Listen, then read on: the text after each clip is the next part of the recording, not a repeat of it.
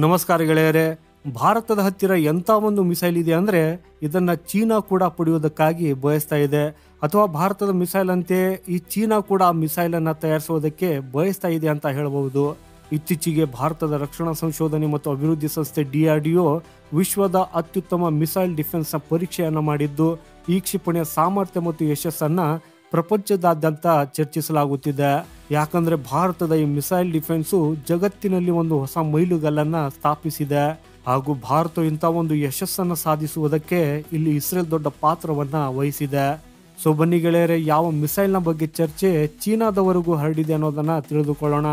ಇತ್ತೀಚೆಗೆ DRDO medium ರೇಂಜ್ನ surface to air missile ಅನ್ನ ಪರೀಕ್ಷಿಸಿತ್ತು, ಹಾಗೂ ನೀವು ಈ ಸುದ್ದಿಯ ಬಗ್ಗೆನೂ ಕೇಳಿರಬಹುದು.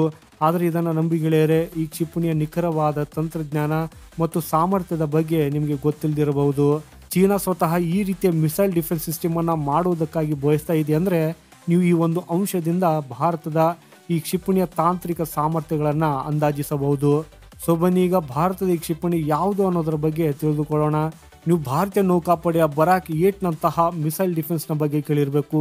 ಸೊ ಆ ಬರಾಕ್ 8 ಅತ್ಯಂತ ಅಡ್ವಾನ್ಸ್ಡ್ ಮತ್ತು ಗ್ರೌಂಡ್ ವರ್ಷನ್ನೇ ಭಾರತದ ಹೊಸ ಮೀಡಿಯಂ ರೇಂಜ್ನ ಸರ್ಫೇಸ್ ಟು ಏರ್ ಮಿಸೈಲ್ ಆಗಿದೆ. ಅಂದ್ರೆ ಸರಳವಾಗಿ ಹೇಳುವುದಾದ್ರೆ ಭಾರತವು ಬರಾಕ್ 8 ಮಿಸೈಲ್ ಡಿಫೆನ್ಸ್ ನ ಲ್ಯಾಂಡ್ ಅಂಡ್ ಇಂಡಿಜಿನಿಯಸ್ ವರ್ಷನ್ ನ ಟೆಸ್ಟಿಂಗ್ ಅನ್ನ ಮಾಡಿದೆ. ಈ ಮಿಸೈಲ್ ಡಿಫೆನ್ಸ್ ಅನ್ನ ಭಾರತವು ಇಸ್ರೇಲ್ ಸಹಯೋಗದೊಂದಿಗೆ ನಿರ್ಮಿಸಿದೆ. ಈಗಾಗಲೇ ನೌಕಾಪಡೆಯು ಬರಾಕ್ 8 ಮಿಸೈಲ್ ಡಿಫೆನ್ಸ್ ಅನ್ನ ಹೊಂದಿದ್ದು, ಇದು ಬಹುತೇಕ ಭಾರತದ ಎಲ್ಲ ಯುದ್ಧ ನೌಕೆಗಳ ಭಾಗವಾಗಿದೆ. ಆದರೆ ಸೇನೆಗೆ ಇದೇ ರೀತಿ medium range surface to air missile defence ನ ಅಗತ್ಯವು ಬಹಳ ದಿನಗಳಿಂದ ಇದೆ. ಆದ್ದರಿಂದ ಸೈನ್ಯದ ಅವಶ್ಯಕತೆಗಾಗಿ DRDO ಇಸ್ರೇಲ್ ಸಹಯೋಗದೊಂದಿಗೆ ತನ್ನ ಸ್ವದೇಶಿ medium range surface to air missile defence ಅನ್ನ ಮಾಡಿತ್ತು. ಹಾಗೇನೆ ಗೆಳೆಯರೆ, ಇಲ್ಲಿ ನಿಮಗೊಂದು ವಿಷಯವನ್ನ ಹೇಳುವುದಾದ್ರೆ, ಸ್ವತಃ ಚೀನಾ ಬರಾಕ್ 8 ಮಿಸೈಲ್ ಡಿಫೆನ್ಸ್ ತಂತ್ರಜ್ಞಾನವನ್ನು ಪಡೆಯುವುದಕ್ಕಾಗಿ ಹಲವು ಬಾರಿ ಬೇಹುಗಾರಿಕೆಗೆ ಇಳಿದಿದೆ. ಈ ಚೀನಾ ಹಲವು ಬಾರಿ ಕೆಲವು ಇಸ್ರೇಲಿ ವಿಜ್ಞಾನಿಗಳನ್ನ ಮತ್ತು ಅಧಿಕಾರಿಗಳನ್ನ ಖರೀದಿಸುವುದಕ್ಕಾಗಿ ಪ್ರಯತ್ನಿಸುತ್ತಿತ್ತು. ಆದರೆ ಇಸ್ರೇಲ್ನ ಗುಪ್ತಚರ ಸಂಸ್ಥೆ ಚೀನಾದ ಈ ಉದ್ದೇಶವನ್ನ ಯಶಸ್ವಿಯಾಗುವುದಕ್ಕೆ ಬಿಡಲಿಲ್ಲ.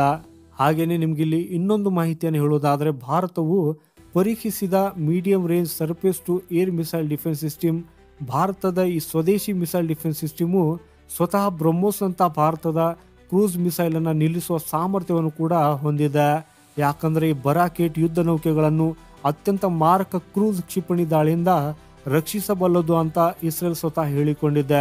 ಹಾಗೂ ಭಾರತದ ಹೊಸ medium range surface to air missile ಈ ಬರಾಕ್ 8ರ ground based and indigenous version ಆಗಿದೆ.